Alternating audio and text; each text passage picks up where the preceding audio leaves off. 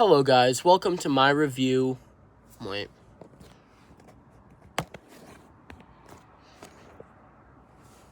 Hello guys, welcome to my review of Final Destination Bloodlines. I saw it Tuesday night. Ooh, nope. Sorry. I saw it Tuesday night and it was pretty good.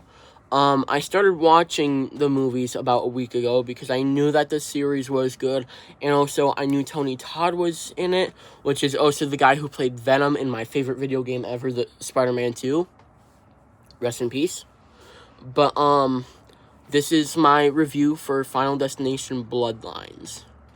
Alright, so my pre-movie thoughts. So, before going into the theater, with my thoughts on, the other movies, they were all really good. My least favorite is probably, the third one. But they were all, good. No matter what you say, they were all good in their own way. So it was, hard to tell. But, hard to, figure out which one was the best and worst one. I think the best one is the fifth one, in my opinion. That's my favorite one. Because it's, the spoiler alert for that. But, 14 years ago, it was a prequel to Final Destination 1, which we didn't even know that until, the end of the movie, where it shows them getting on the plane that the first guy, Tim or whatever his name was, had his premonition on.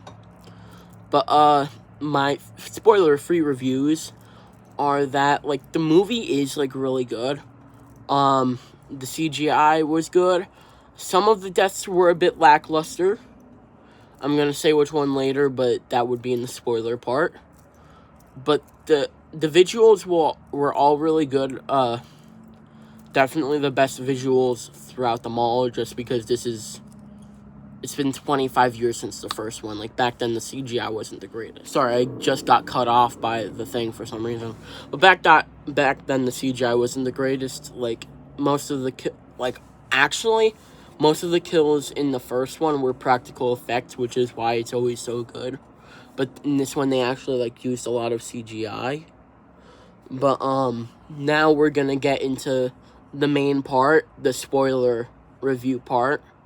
I'm just gonna do a cut right here so that I can get the spoiler review thing, the spoiler alert thing.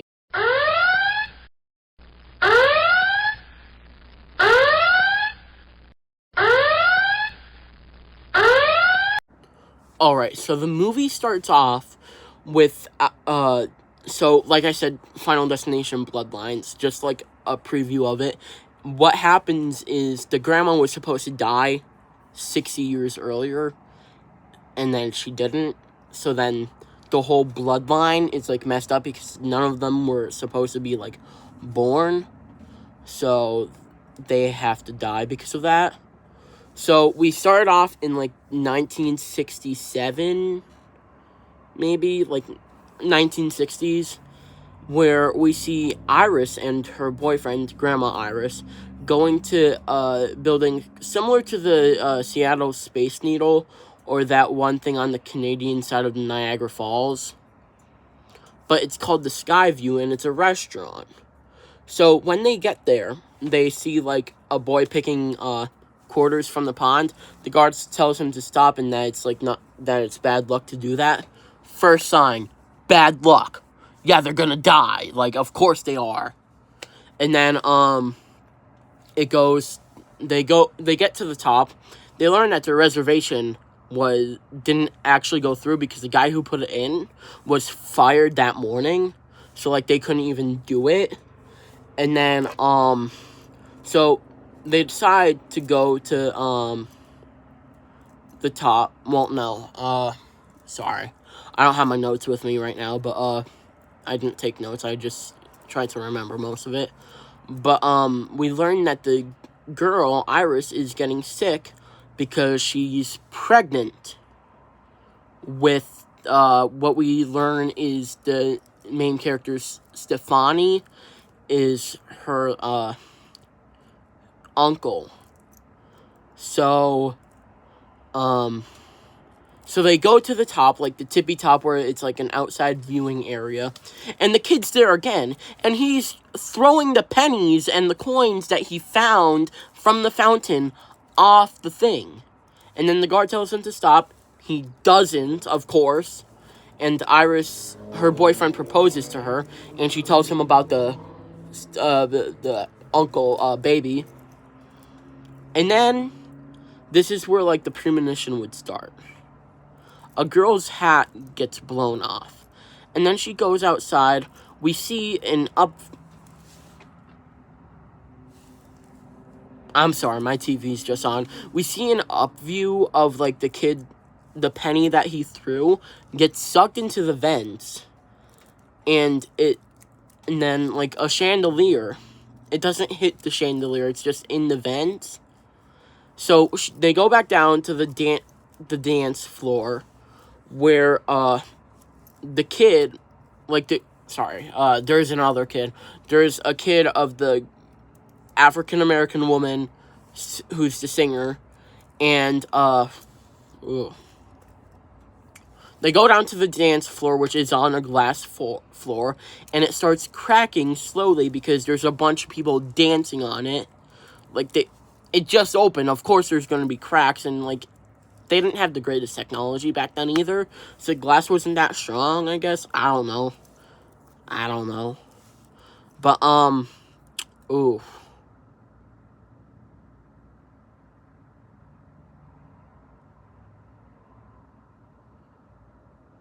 The floor starts cracking, and they all fall. Besides Iris, and, she's holding on to her boyfriend. Her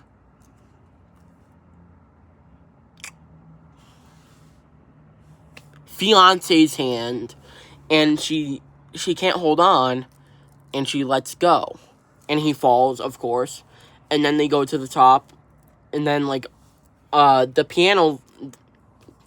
penny lands on a piano after the whole building is, like, tilting this way now. Well, like, half of it. And then, it crushes a bunch of people down there as well. Makes them fall as well. The brat kid, gets out and then is crushed by that debris. So, great. The worst character is dead, finally. And then,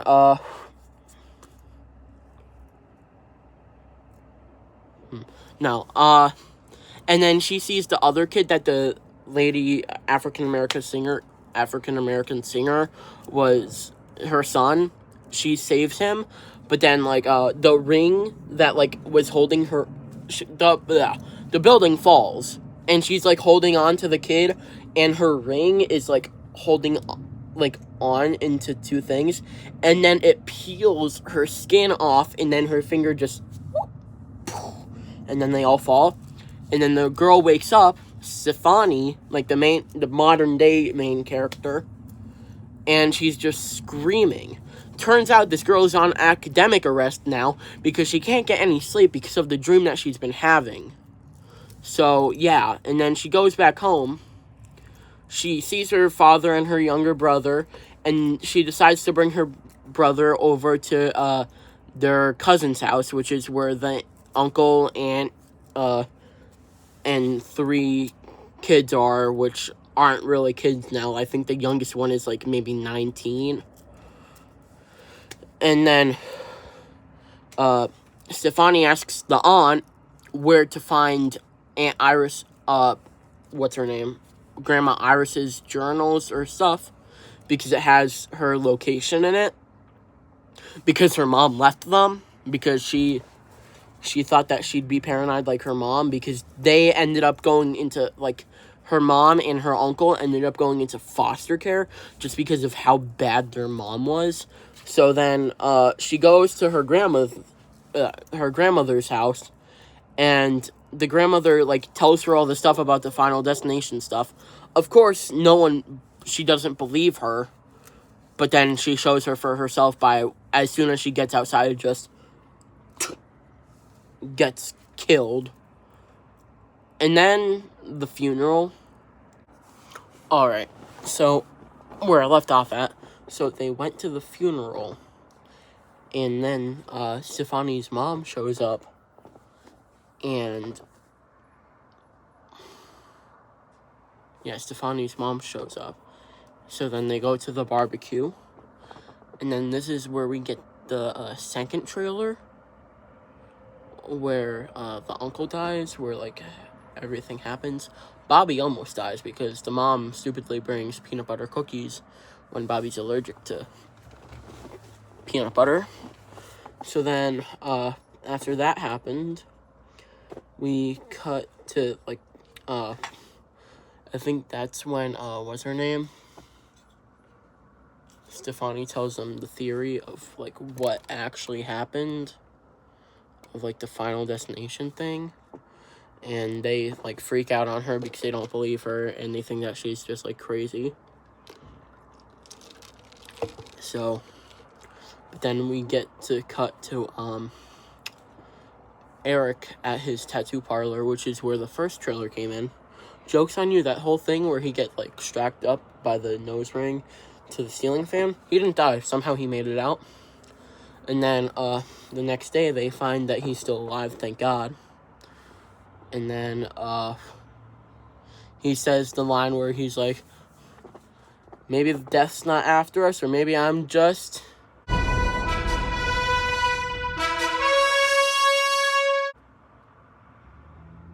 I'm sorry, I had to do it again. Like, they like, do it perfectly.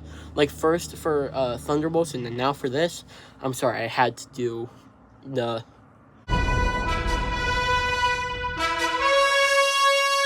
title screen. But, then... So he almost gets hit by a truck, but then that doesn't happen. And then Stefani keeps on saying, like, you should watch out your next.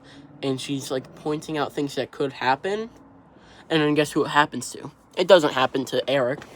It happens to Val, or whatever that cousin's name is. She gets hit, a rake falls, knocks over a guy with a leaf blower, knocks into some kids, soccer ball to the head. She gets dumped into a trash can, gets dumped into the trash truck, and then she gets compressed. So yeah. And then the worst thing happened. We learned that the aunt had an affair with someone, and that's why Eric wasn't first. Eric wasn't the uncle's son. So yeah, that's why he didn't die.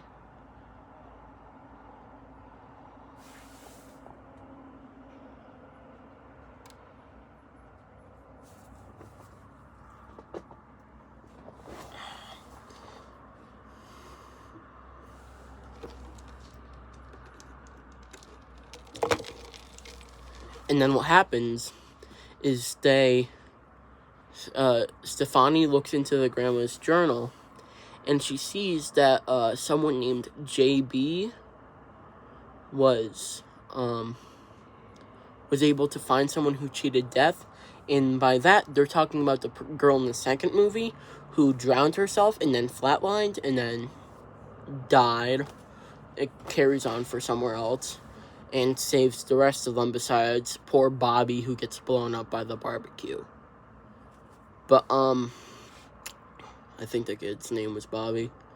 Robbie? I forget. But, yeah, they think that could happen. So then they go to visit JB, which, guess who JB is? Guess who JB is? Correct. No matter what you said, you're correct. It's the mortician guy from the original movies who talks to them about death. Guess what? Guess who JB was? Guess who JB was?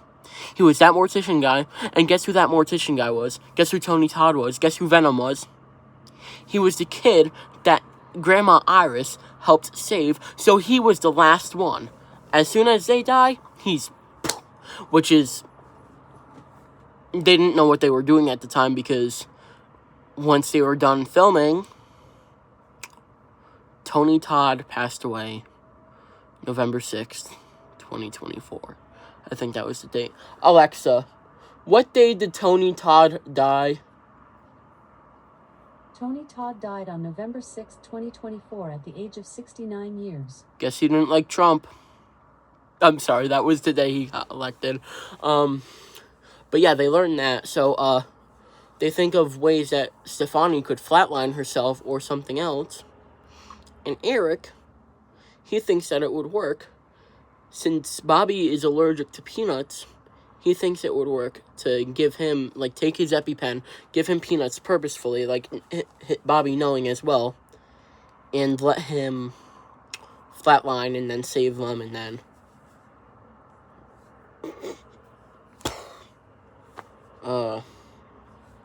they bring him,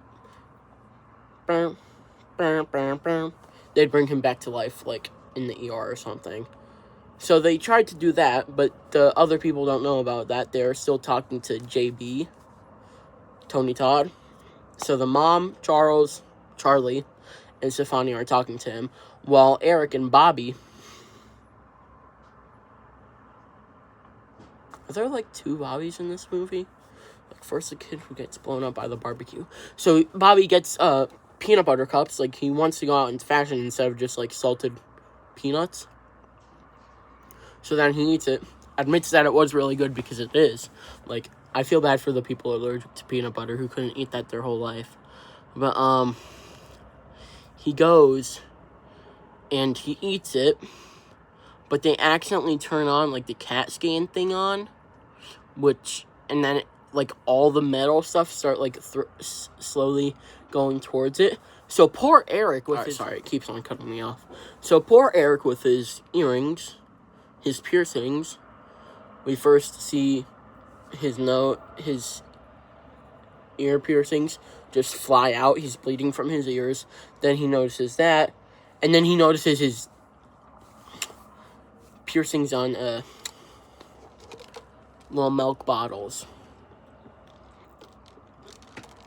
So then those get ripped out. He gets sucked into the thing, is almost gets himself free. But then the wheelchair that he gets for Bobby once he eats the peanuts... Oh yeah, Bobby already ate the peanuts, so he's suffering, trying to get the EpiPen, and Eric's chest just... right on his tattoo of a skull, which is, like, really cool for the Final Destination, because it's, like the main, like, thing. The skull, like, with its mouth open with stuff coming out of it. Like, that's the main thing, so it looked pretty cool. Like, well, it looked like... It was just funny how it, like, matched up. Alright, sorry, I just got a notification. But, so they find him, and then, so when they got the Reese's, I'm just gonna say Reese's from the vending machine, he cracked the glass on accident. So when Bobby is trying to get his EpiPen, he gets it, puts it in his leg, like, and almost survives. He just didn't duck in time. The broken spring comes out, hits him in the head, and then since the magnet is twisting, it just twists through his skull. And that was probably the worst death of that movie. But then they go to Grandma Iris's house because the mom's like, you guys, if I don't die, you guys don't die. So I'm not going to die, and I'm going to live in Iris's house so that you guys are safe. And then guess what? They get there, everything explodes because, like, all the stuff that she had rigged, because she's paranoid. The mom is still alive. And then the most anticlimactic death of that movie, a big pillar just... Not much build out. It was still good. But, so then that explosion forces the camper that Stefani was in to flip into the mud. So she's about to drown. And then Charlie comes to save her, but he doesn't get her in time, so she flatlines. So boom, pow, completely safe. They both, and then Charlie goes to prom. Well, he's about to go to prom. But then a penny, the same penny, after it all, jams a train track. And let me just say, this is like the third time in the movies. 1 second! This is like the third time in the movies where they get killed by logs. And that is the final two deaths where Stefani and Charlie, bless their souls, get crushed. But to make more sense of it, they went in bloodlines. So like since the older brother, the Unc, was born first, it went his bloodline, then the mom's bloodline. So they couldn't stop it.